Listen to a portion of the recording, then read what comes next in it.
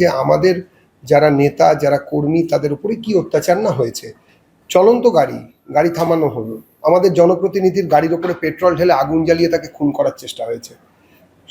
শ্রী শ্রমিক ভট্টাচার্য, যিনি অন্তত রাজনৈতিক ক্ষেত্রে অজাত শত্রু আমরা মনে করি নয়, আমাদের বিপ্রতীপে থাকা আমাদের অতি বড় যারা সমালোচক, অতি বড় বিরোধী, তারাও তাই মনে করেন। তাকে সামনে রেখে তার দিকে তেড়ে যাওয়া, তাকে অকথ্য গালাগালি দেওয়া, আমাদের বিভিন্ন সময়ে যিনি বর্তমানে মুখ্যমন্ত্রী, সম্মাননীয় মুখ্যমন্ত্রী শ্রী শুভেন্দু অধিকারী, তিনি যখন বিরোধী দলনেতা ছিলেন সেই সময় তার উপরে কি হয়েছিল, তাকে বাবা তুলে গালাগালি দেওয়া হয়েছে তার বাড়ির সামনে।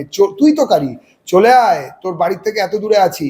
ও তারপরে তার বাবার এবং তিনি তার ছেলে, এই সম্পর্ককে নিয়ে বিভিন্ন রকম স্লোগান আমরা ভুলে যাইনি, আপনাদের আর্কাইভেও আছে, আপনারা দেখছেন। এই যে আবারও বলছি, যে কোনো ধরনের এই ধরনের ঘটনার আমরা নিন্দা করছি।